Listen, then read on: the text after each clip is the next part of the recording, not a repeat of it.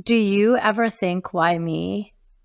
Because so many people I feel have, and it ebbs and flows like a victim mindset. But I just don't see that in you.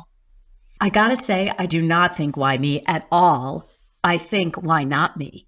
And I think that in two respects, because when the why me, I think can happen kind of on both ends of the spectrum, if you will. Meaning, people think, why me? Why should this happen to me? Why am I suffering? There's that end.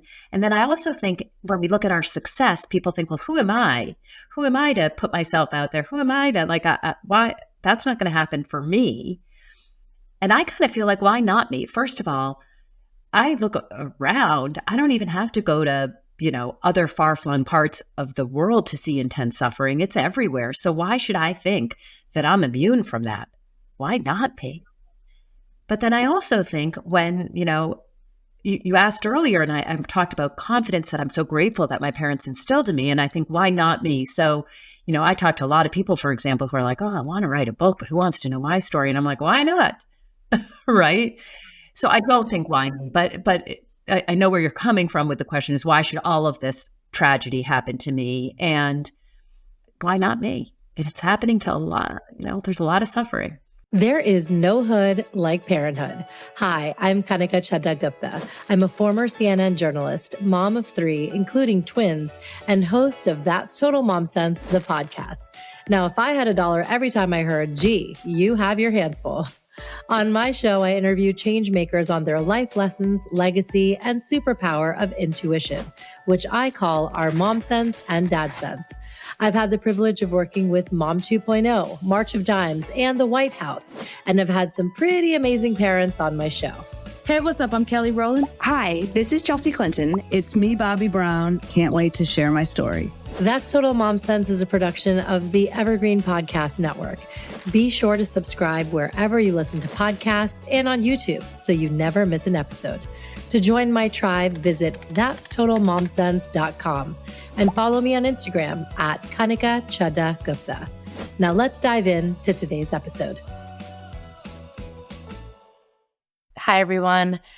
This episode is for the sandwich generation. Many of us are caregivers to our young ones and our aging parents, and maybe even our siblings. And it's so important for us to have conversations around caregiving and grieving and self-preservation. I am so honored to be joined by my friend, Jessica Fein. She is an author, advocate, and an executive who built a global multi-billion-dollar education and childcare company. She's written over 100 columns for the Boston Globe, HuffPost, and Psychology Today, to name a few. She's a devoted mother and a warrior to her daughter, Dalia, whom she lost to a rare disease in 2022. And she wrote her memoir, Breathtaking, in her honor, and to help families navigate the intricacies of caregiving, whether it be for their children who have underlying conditions or any other loved ones. Jessica serves on the board of directors of Mito Action. She is the mother of 3, whom she and her husband, Rob, adopted from Guatemala, and they live in Framingham, Massachusetts, with their quasi-service dog, who trained himself. Jessie, thank you so much for joining me on That's Total Mom Sense today. Thank you so much for having me. I've really been looking forward to this conversation. Me too. So I'm curious, what was the young child Jessica like? Were you always this nurturer and go-getter? I want to know her. I want to meet her. Oh my gosh, I love that. I would say I was a go-getter. She was a go-getter, but not necessarily a natural nurturer. I was the youngest of 3. I was very comfortable in that position, which was there were a lot of older people looking out for me, be that parents, older sisters friends. I didn't babysit. I didn't particularly, play with dolls. So I never really felt like I was a natural nurturer. What were some of the biggest life lessons that your parents passed on to you and your sisters?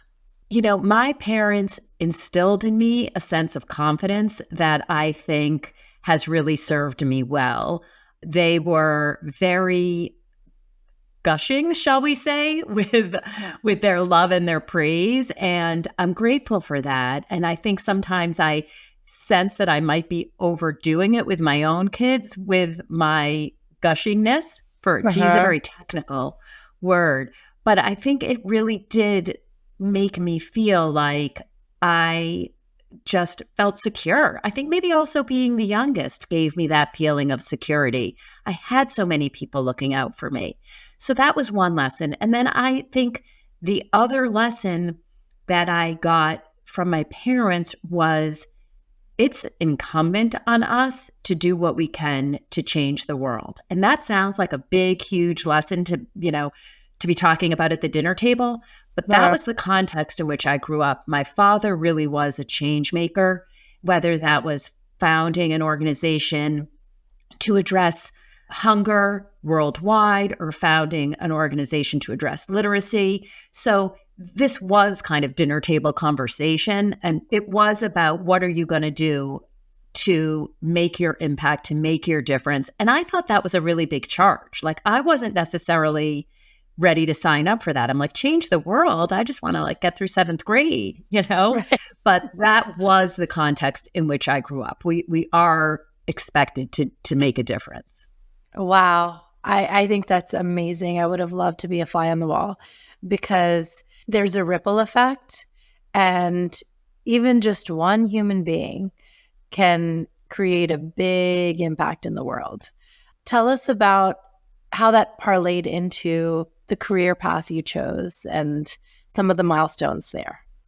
This notion that we're here to change the world felt like a huge charge, as I was saying. And one of the things that I learned is that changing the world doesn't have to look big and huge, that the impact we have on one individual can change the world. And so that was something that I think I learned over time. And starting with my writing way back when I was in my 20s, I wrote a book about graduating from college and making the transition to the real world. And so I think even then, this idea that we could maybe, make a difference for one reader, that meant something to me. And then, of course, I spent my corporate career in an organization that is very focused on how do we support employers to care for their employees' families? How do we provide the care and education for our employees so that they're more invested in our success as an organization? And ultimately, again, it's that idea of caring and of noticing what is happening at the individual level. And that's always been very interesting to me, that if we can make that one-to-one connection, make that one-to-one impact, that, as you said, that does have ripple effects. And now let's get into this beautiful book. What was the inspiration for, let's start with the title, Breathtaking? The title really means 3 things to me. So for one, my daughter's breath was quite literally taken away by the disease that she had, MERFF Syndrome. She lost the ability to breathe on her own and was ventilator dependent from age 9 to 17 when she passed away. So this idea of breathtaking, and that's why I used it as 2 words. But another really important twist on that word is my personal transformation over the course of this book and over the course of mothering all of my kids, and Dalia in particular, perhaps, which is sometimes we just need to be in the moment, slow down, and take a breath. That was not my natural inclination. My natural inclination was like, boom, boom, boom, we're going to get to the next thing. We're going to do everything fast. I talk fast. I eat fast. I read fast. I work fast. One thing that you learn when you're in this high stakes parenting is you got to be really present. And for me, that was about slowing down and taking a breath. And then the third was the idea of beauty. And I think my daughter was the most beautiful human being I've had the honor of knowing, but also that within the context of so much sickness and tragedy, we worked to create a little corner of beauty in our lives, and a corner that was a breathtaking place to be. So I love the 3 meanings of the word of the words breathtaking.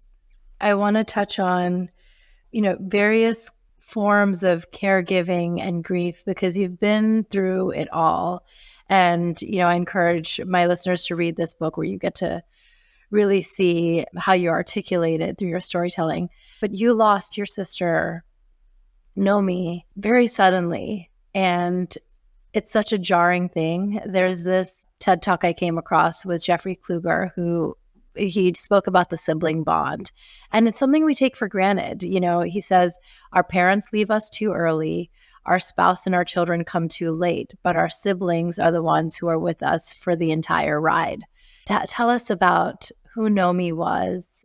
Well, to start, she was my best friend. And I think that those of us who have a sibling who's also a best friend, gosh, what a blessing that is. I mean, that is such a unique relationship. And Nomi and I, so I was the youngest of three. Nomi was 3 years older than me. So the good thing about that was we were often in school together. And she, when she was a senior in high school, I was a freshman, and that was pretty awesome. And we just, look, I never had lived a day on the earth without my sisters. And I so saw myself in relation to my sisters, as I think we do. We see ourselves in relation to our family placement. I was the youngest of three, right? And that was part of my identity. And so Nomi was brilliant. She died at 30. She had 2 master's degrees. She had so many people who walked this earth believing that they were her best friend because she had so many best friends. And mostly, I think her special gift was when she was talking to you, you were the only person there. She really had an ability to make people understand how special they were. And she just was friends with all the different kinds of people. She was kind of a bridge for many, many people. And I was just happy to go along in her wake. So when I was 27 and she was 30 and she died suddenly, that rocked my world and changed my worldview more than any other loss that came after. And I say that even more than losing my own daughter. I lost 3 parents, and I ended up losing both of my sisters and, of course, my daughter. But losing Nomi was the one that made me understand how random it is, that punctured the bubble that I had been living in. And what I say in the book is I started to see the world not through the hazy sheen of a bubble, but through the clarity of the puncture, because now that loss was underlying everything else that came later. Yes. And Nomi was a caregiver, and she was taking care of her daughter, Liat, when she collapsed suddenly. And I mean, nobody wants to get that phone call. How are David and Liat now? Liat is actually, you asked earlier about my history with nurturing, and Liat was the first person that I feel like I nurtured because I jumped in. Liat was 1 year old.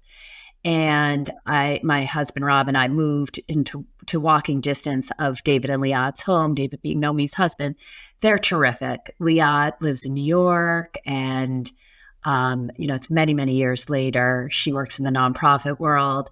David remarried and went on to have a family with many children, and his wife adopted Liat, and we're very close as well. So talk about a blended family with a weird backstory. But Liat is in many ways, my pride and joy. She's not mine, but she's my pride and joy. 100%. I love that. I want to know how someone can cope when a sibling passes away. How do they get through that grief that is going to just bubble up randomly? I think about Nomi. So this was decades ago. I think about Nomi every single day. She is still so much a part of who I am. So I don't think of it as necessarily getting through it. There's no coming out another side, but it's integrating. And it's how do we integrate the loss? And I would say that's the case for any major loss. But Nomi is in so many ways woven into who I am as a person. And there's a piece of me that understood, not consciously, but okay, I have 2 choices here. I can curl up in the fetal position and get in bed. And that would have been really easy and comfortable. Or I can try and I hesitate to say live for both of us because that's like so grandiose and weird, but I am very aware that my sister only got to live until age 30. And I don't want to cower and remove myself in response to that loss. Instead, I want to kind of carry on her behalf as well. And maybe there's a little bit of the magic of her that I can, bring to the world on her behalf. Maybe. I want to share about the number 18 and its significance, not only in Judaism, but in your life. September 18th is when you found Dalia. And it was after 18 years of knowing your husband, Rob. Take us back to that special time when you met her.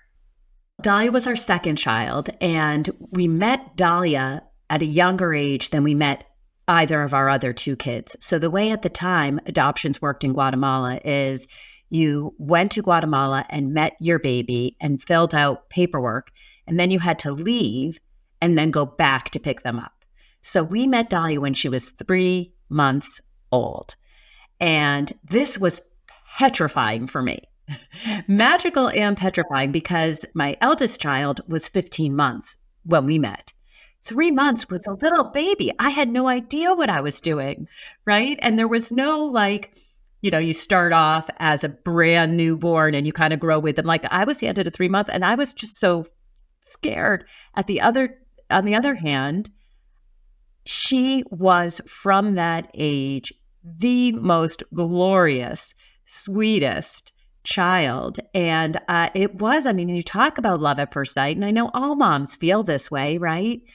You just don't know until that person, whether they're 15 months as my firstborn was, or, 15 seconds, when they're placed in your arm and they're yours, it's just a different kind of heart opening. And that's what I felt with Dalia. But then, of course, we had to leave. And that was hard. We had to be away for 3 months. However, I did have the opportunity to meet the family, the foster family she was with. And because we had been through an adoption already, we understood that the whole crazy proposition could work, right? That we could meet this child in another country and she would become ours. Wow. I know we could do a whole kind of episode on this, but you and your sister Rachel adopted, and she had her baby in New Hampshire. Tell us about the adoption process. Is there anything that, again, for those listening, should know that this is something to be wary of, or definitely do such and such, especially whether it's in the country or outside? Yeah. And it is really interesting because Rachel and I were going through for infertility at the same time. And so we were 8 years apart, but we were going through that together. And then we both kind of came to the notion of adoption at the same time. But she knew she wanted to stay and adopt domestically because she wanted a newborn. And in fact, she brought her son Jake home when he was less than 24 hours old. And we didn't care. As soon as we decided to adopt, we were like, we're going international. This is, it kind of became more of an adventure for us, that piece of it. But one of the things that was really interesting to me in the adoption process is you have to go through all kinds of home studies and parenting classes and all these things, right? Like if you give birth biologically, you get pregnant and you have a baby and nobody's kind of questioning it. But of course, when you adopt, there's so much proving yourself. And one of the things we had to do was go to this group with prospective adoptive parents and learn and talk through things. I don't know, it was like 2 days or something. And one of the parents was asking questions about quote unquote guarantees. How do I know that my child will be healthy? How do I know that my child will be A, B, and C? And what if they're not? And I sat there and I was so shocked by this, right? Because I think there's an illusion, especially if you come to adoption after infertility. Now there'll be some control. I can choose the country. I can choose the gender, perhaps. I can choose the age. I have some control here. And I knew by then that we have no control. I knew by then that it was an illusion because how do you know if the child's going to be healthy? What a ludicrous question. My sister and I shared DNA, and I had just been through the loss of her. So, I think for adoptive parents, it's kind of a crapshoot, and you go with it, and you do fall in love with the child. You do have every same parental instinct and every same parental bond. But whether you have a child biologically or whether you adopt, you're bound together forever, and there is not a really much control in either situation. And I think that we felt finally, because, infertility, you feel so out of control, and loss after loss, month after month. For us, it was a 5-year journey, that we felt the certainty of knowing adoption would end with a baby placed in our arms gave us an illusion of control. Wow. I want to now touch on Dalia's journey and her life. My first exposure to rare disease was when, my mom and I went to Blockbuster and we rented Lorenzo's oil. I was only in elementary school or something at the time when I saw it, and it had this impact on me. And you were a fierce advocate for Dalia through MERFF Syndrome. Tell us about, how you kind of stepped up to the plate and were this warrior truly on her behalf, uncovering everything to do with the disease and her care. Yeah. And of course, and I love that you rented Lorenzo's oil at Blockbuster. I mean, that puts us in such a specific era. And I think for all of us rare disease parents, we think about Lorenzo's oil and we think our kid is going to be the next Lorenzo's oil. I talk in the book about it. I'm going to, come up with Dalia's tincture, right? Like it's going to be, I will personally cure this disease. So yeah, Dalia was 5 when she was diagnosed with an ultra rare form of mitochondrial disease. Later, she got a secondary diagnosis and she became one of 6 in the world who had this dual diagnosis. And, I knew nothing. I knew nothing about what this meant. I didn't really understand what a degenerative disease meant.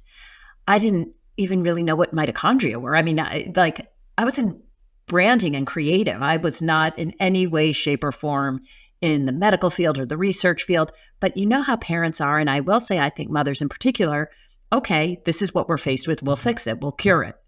And that was going to be me.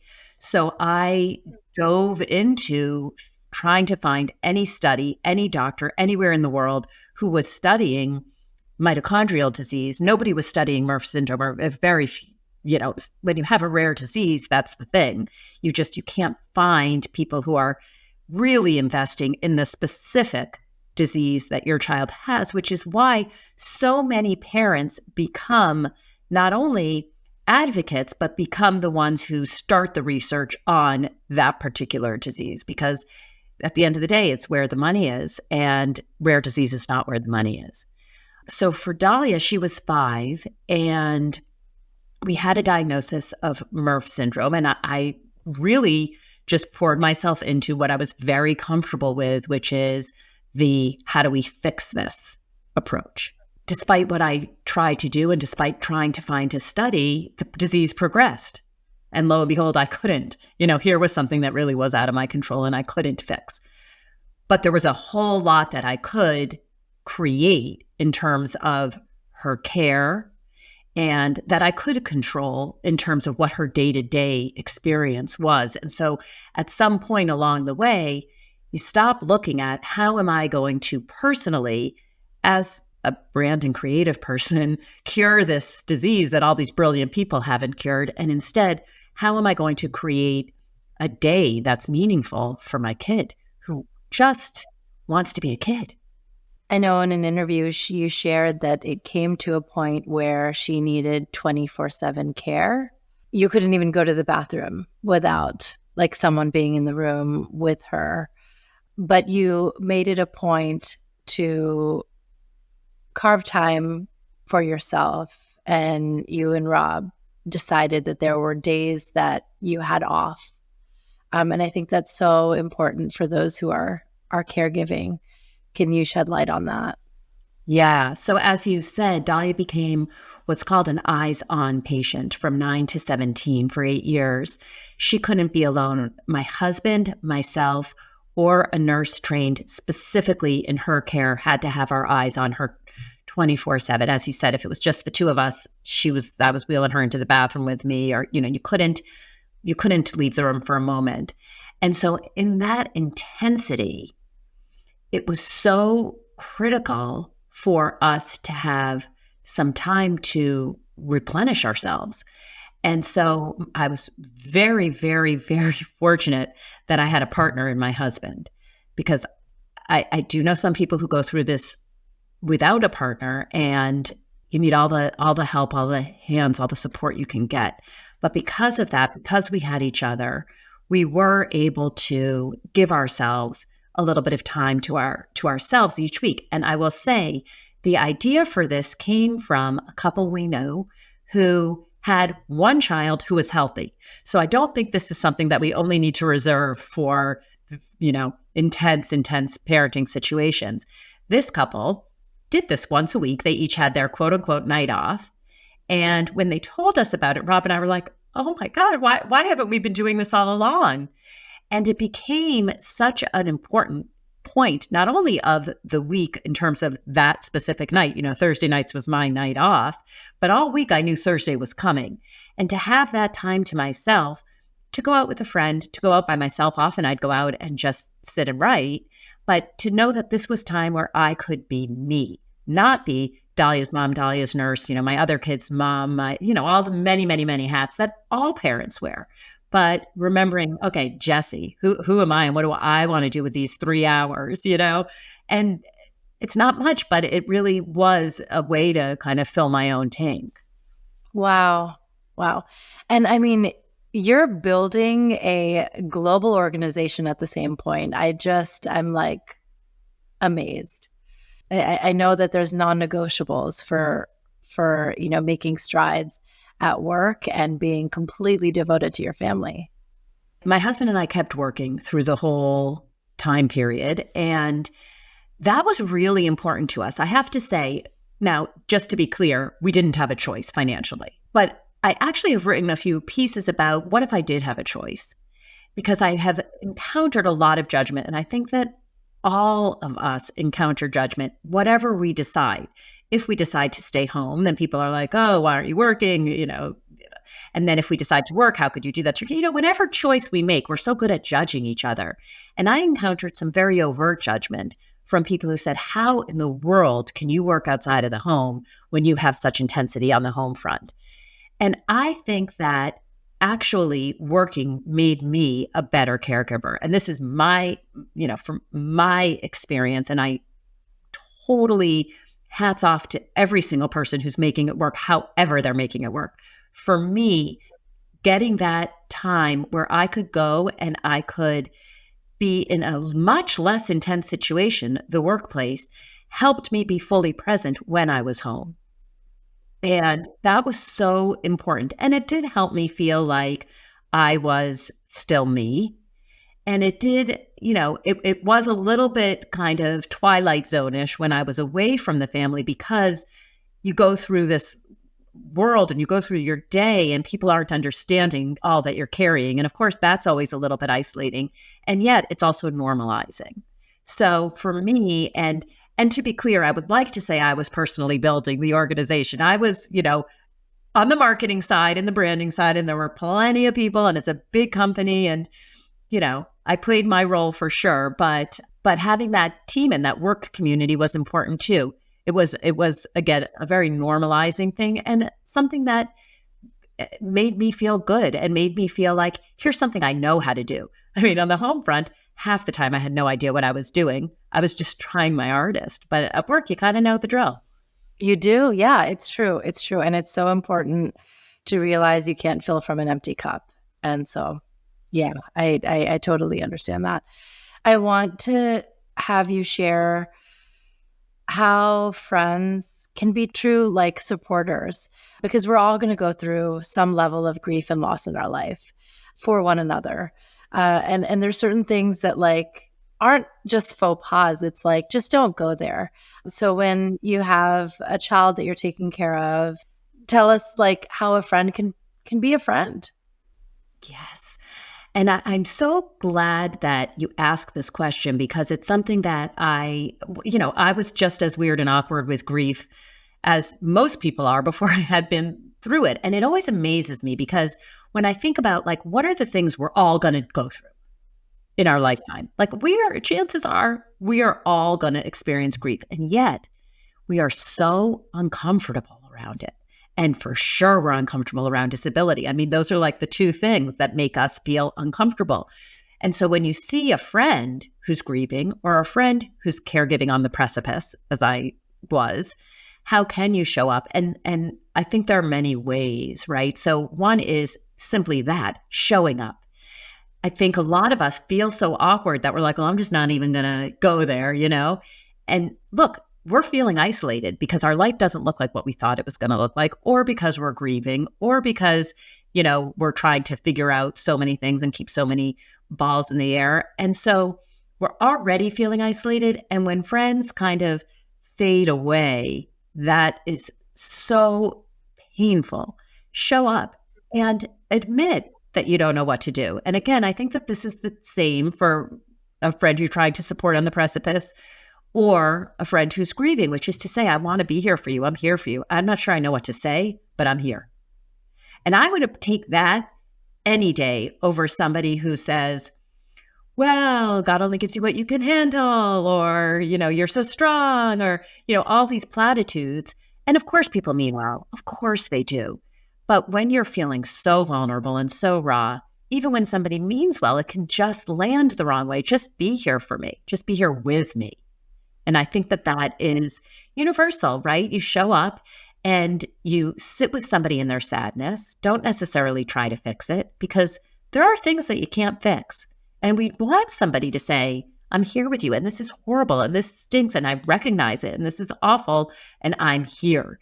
And so, for example, we had a couple of friends, a couple, who all through those 8 years when we really couldn't be out and about in the way that we had been before, would drive 45 minutes and show up for dinner frequently, bringing dinner to our house to set up a nice dinner for us to have together.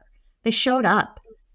Somebody else really focused on our other kids, because of course there's only so much of you to go around, and it is hard to make sure that you're nurturing and parenting as you want to all the kids. So remembering the siblings. And I think that's really true in grief also. People so descend on the quote unquote main character in the loss. And the siblings are our main characters as well. And I think they often get overlooked. And then I think not asking, is there anything I can do? Because when you're on the receiving end of that question, of course the person means well, but that puts the burden on you to figure out what can somebody do? And also, we don't really know what you're prepared to do. Do you mean like, can you give me a gift card to Grubhub? Or do you mean, can you babysit my other kids? So instead to say something like, here are 5 things I could do. Would any of these be useful to you? Or I'm here this Saturday afternoon. I'm coming over for 3 hours. Put me to work. Give me your to-do list, right? There are so many ways you can just step in and not make the person who's already suffering try and solve another problem of what is it you can do. Yeah. What about like gifts or gestures? What's appropriate? So I will share with you the single most meaningful thing anybody did for us. This is an astounding thing. It's maybe not something that's going to work in every situation, but maybe we can, glean what was so special about it and apply that in another way. But my husband has a colleague who, about a month or two after Dalia died, came to our house one day with a big truck filled with gardening supplies and planted a Dalia garden in front of our house. He did it really quietly in terms of just, telling my husband, of course, this is what he wanted to do and would this be okay? And what happened is, first of all, I fell in love with the Dalia flower, which I hadn't really even known much about before, which is kind of ironic. I just liked the name. But my husband now, 2 years later, has grown this into the most magnificent, magnificent garden. He pours his heart into it. We have dahlias around the house all the time when they're in season, and it just brings a smile to our face. And I just love that he did something, again, that was just so personal and so kind of quiet, and also that lasts over time. So I do love the idea of something that can be planted and that can stand that test of time. Not everybody's kid has the name of a flower, but whatever, some kind of thing that will last over time, I think is absolutely gorgeous. On the more practical front, a lot of people gave us gift cards to Grubhub and, Uber Eats, those kinds of things. And that seems, it's wonderful for you to bring lasagna too. Don't get me wrong, but we had a, freezer full of lasagna. And I'll tell you those gift cards, because the last thing you can do is think about preparing a meal for your kids. So to have those, so it's like the two ends of the spectrum, the most practical thing you can do, and then something that's so personal. And I think both are important.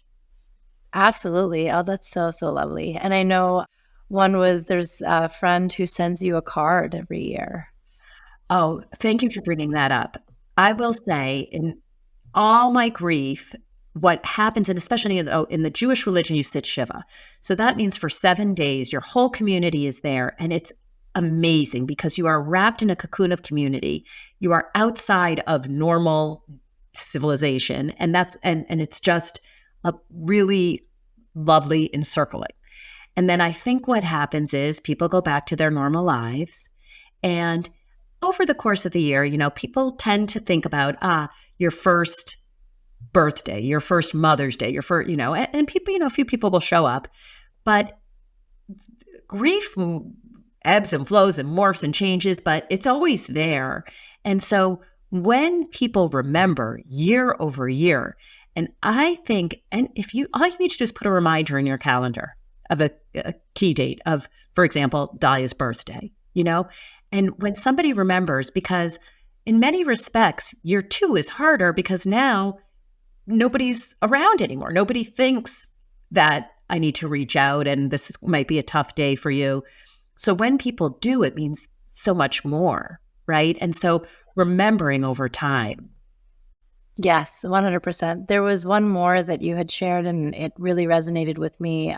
My mom has been battling dementia and it's been like 4 years now. It's also degenerative. Primary progressive aphasia is, her diagnosis. And a friend of mine periodically sends me photos of her. Oh, and it's the best because I see her smiling, laughing. She's healthy, and it's like, that's how I remember her, not frail and suffering as I see now. And so I love seeing those reminders. I love that so much. And it's so important because I think, people feel like they don't want to, quote unquote, remind you. So sometimes people won't send a picture or a video, as you mentioned, that they've come across. And when there is like nothing more meaningful to me than receiving that, because now I get to create a new memory, right? I'm never going to get a brand new picture or a video of my daughter. But if you send me a picture, then that's the only way that I get to have another little teeny tiny piece. And the other thing I would say is, please say their name. A lot of people feel like, I don't want to remind you, or I don't want to make you sad. What that does is it's erasing the person, right? Because now we're not talking about the person as we are my other kids. Saying the person who's died or the person who's ill or, in whatever the personal situation is, saying their name and asking about them. I went out to dinner just recently with somebody and we were talking about my other kids and some applications and what are their passions. And then he looked at me and he said, what was Dalia passionate about? And I was blown away. I really was, that it's very unusual. And then we got to talk about what Dalia was passionate about for the next 15 minutes. And it was the highlight of the night for me. Tell us about a mom sense moment that you had where you just trusted blindly your intuition. And I feel like you use it around the clock. Starting at the beginning, right? We have the mom sense that we know when something is in need of attention. And it was interesting because I thought about it a lot, and I thought about that mom sense that we have, and can it be true? I mean, people talk about the biological response of knowing when something's happening with your kid, even when they're not with you. And I thought, well, if it's a biological response, can it be true for an adoptive parent? Yes, it can.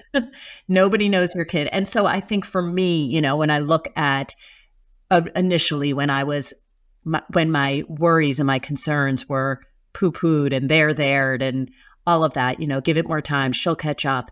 And I knew something was different and something wasn't right. And so keeping at the pursuit of trying to get to the bottom of what was going on, I think for me is a really profound part of Dalia's and my story. Do you ever think, why me? Because so many people I feel have, and it ebbs and flows like a victim mindset. But I just don't see that in you. I gotta say, I do not think why me at all. I think why not me? And I think that in two respects, because when the why me, I think can happen kind of on both ends of the spectrum, if you will, meaning people think, why me? Why should this happen to me? Why am I suffering? There's that end. And then I also think when we look at our success, people think, well, who am I? Who am I to put myself out there? Who am I to why? That's not going to happen for me. And I kind of feel like, why not me? First of all, I look around. I don't even have to go to, other far-flung parts of the world to see intense suffering. It's everywhere. So why should I think that I'm immune from that? Why not me? But then I also think when, you asked earlier, and I talked about confidence, that I'm so grateful that my parents instilled in me. And I think, why not me? So, I talk to a lot of people, for example, who are like, oh, I want to write a book, but who wants to know my story? And I'm like, why not? Right? So I don't think why me, but I know where you're coming from with the question is, why should all of this tragedy happen to me? And why not me? It's happening to a lot, there's a lot of suffering.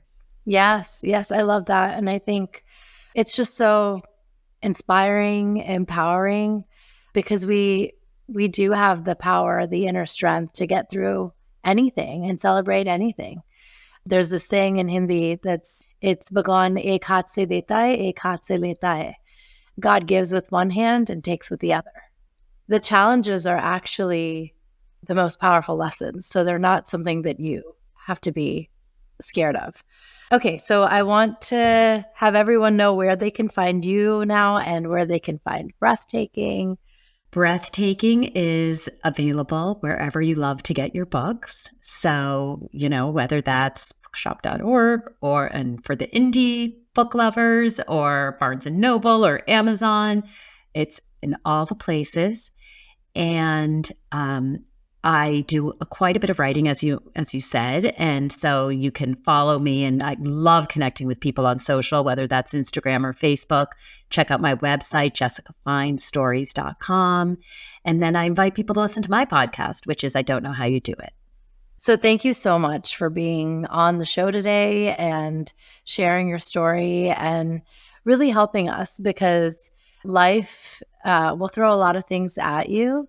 And I feel like we really undermine who we are as human beings and how we can find the joy in the journey. So thank you. Thank you so much for having me. Thanks for listening to today's episode. I hope you got some great takeaways from our conversation. Join my community by logging on to thatstotalmomsense.com. If you haven't already, please subscribe to That's Total Mom Sense, the podcast, wherever you listen, and be sure to rate and review. On socials, my handle is at Kanika Chadda Gupta on Instagram, Threads, TikTok, and X. You can also find me on LinkedIn.